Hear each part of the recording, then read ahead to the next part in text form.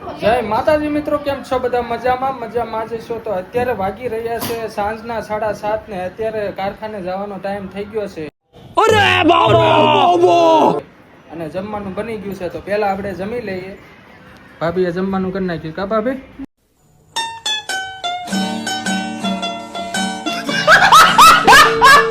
શું બનાવ્યું છે? પાલક પનીરનું શાક. પાલક પનીરનું શાક. જો આ છે પાલક પનીરનું શાક. નાના નાના ટુકડાઓ બનાવી પાલક પનીરનું શાક બનાવ્યું છે. વધારે તેલ થઈ ગયું હતું ને તો તેલ કાઢી નાખ્યું છે થોડું. એવું છે. તો તેલ કેમ વધી ગયું? એટલે ખબર તો હોય ને. એવું છે. ક્યારેક એવું થઈ જાય. તો હવે ફટાફટ જમી લઈએ ને હવે પછી નીકળવી આપણે કારખાને. હાલો તો જમવા બેસી જાય. હા જો બટેકા લઈ આવ્યા છે વેફર બનાવવા. તો આ ક્યારે પાડીશું આપણે વેફર? કાલે બનાવવાની છે. કાંઈ વાંધો નહીં, તો કાલે વ્લોગ બની જાય આપણો. પાલક પનીરનું શાક બનાવ્યું છે મસ્ત મજાનું. પાલક ખાવાથી લોહી વધે એટલે પાલક ખાવાનું. પાલક ખાવાનું એ વાત હાચી. ભાવે તો સારું. ન ભાવે તો કેમ ન ભાવે? ટ્રાય કરી તે મને નથી ભાવતું. લે ભાઈને ભાવતું નથી. શાક તો ખરી પછી કેવું સારું લાગે? લાગે પણ તો ખાઈ લેવાનું. લોહી બને લોહી બને કા? શરીર માટે સારું હોય ને એવું લોકોને ખાવું નથી. પાણીપુરી વડાપાવ ને દાબેલી ને એવું જ ખાવું છે. બધે સારું સારું જ ખાવું છે. લસણ ના ફ્લેવર વાળી પાણીપુરી ખાવી છે. પણ અત્યારે કેવું છે મિત્રો, બહારનું બહુ વધી ગયું છે. બધા નાસ્તો કરવા બહુ જોઈએ સારો. આવું ખાવાનું ભૂલી ગયા. જો આવું દેશી ખોરાક ખાવાનો એટલે છે ને શરીરમાં કઈ તકલીફ ન થાય. કાના બહુ અવાજ ન કરો બેટા. કાના ભાઈ બહુ તોફાની છે. શું કરે દીકરો? હું બતાવું.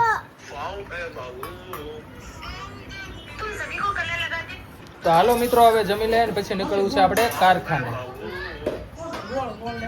તો અત્યારે આવી ગયું છે વાવાઝોડું. જો મિત્રો આમ જો નજારો જો વાવાઝોડું આવ્યું. ઓહો આમ જો પવન જો તમે. ઓહો લ્યો લાઈટ ગઈ મિત્રો. લાઈટ તો વહી ગઈ. ચાઈ ગયું લાઈટ. તો અત્યારે મિત્રો લાઈટ વહી ગઈ છે. કાકિંજર લાઈટ વહી ગઈ ને કા? ઓહો કા બીટુ?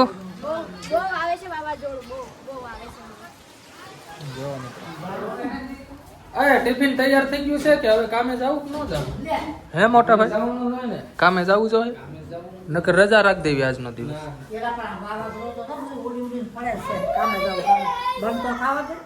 પણ ક્યારે થાય એનું કઈ નક્કી થોડું છે.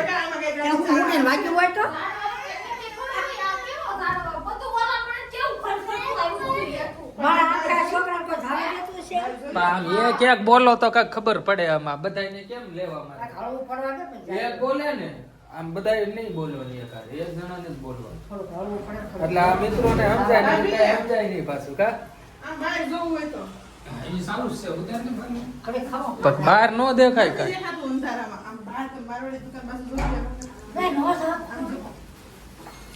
બહાર નથી જવું. કાક આવશે માથે. આપણે અહીંયા ઉભું રહેવું ક્યાં બહાર જવું છે? આમ જો તો કઈ ધૂળ આવે ઘરમાં આખું મેકઅપ થઈ ગયું. ઓહો હોય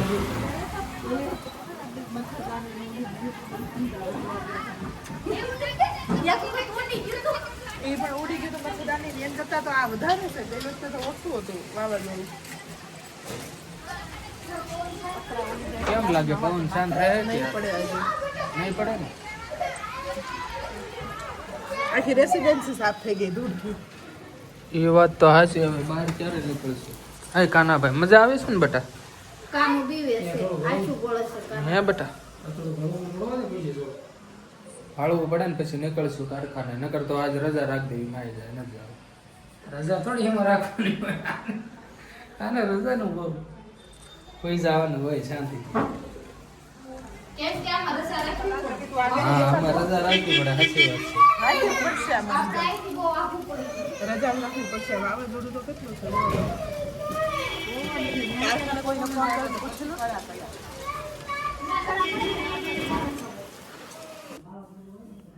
હું બેટા વાવાઝોડું કેટલું છે બહાર ખબર છે તને? કાક માથે પડે. ધોડ કેટલી ઘરે ગઈ છે. ધોડ જો વાવાઝોડું આવ્યું વાવાઝોડું. ધોડ કેટલી ઘરે ગઈ.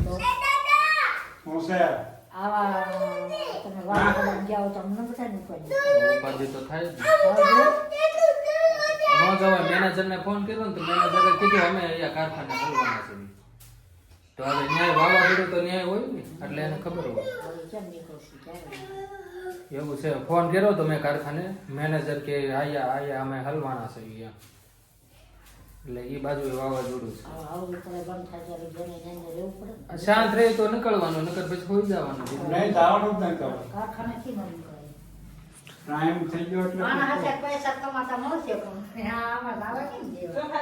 હા એ વાત હાચી. પૈસા તો મળશે મારી મમ્મીની વાત હાચી છે.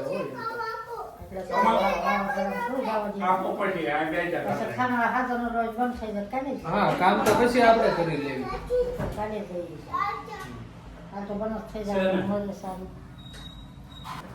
તો અત્યારે મિત્રો મસ્ત મજાની સવાર પડી ગઈ છે અને કાલે રાતે લાઇટ વહી ગઈ હતી એટલે કાંઈ બ્લોગ બન્યો નહીં.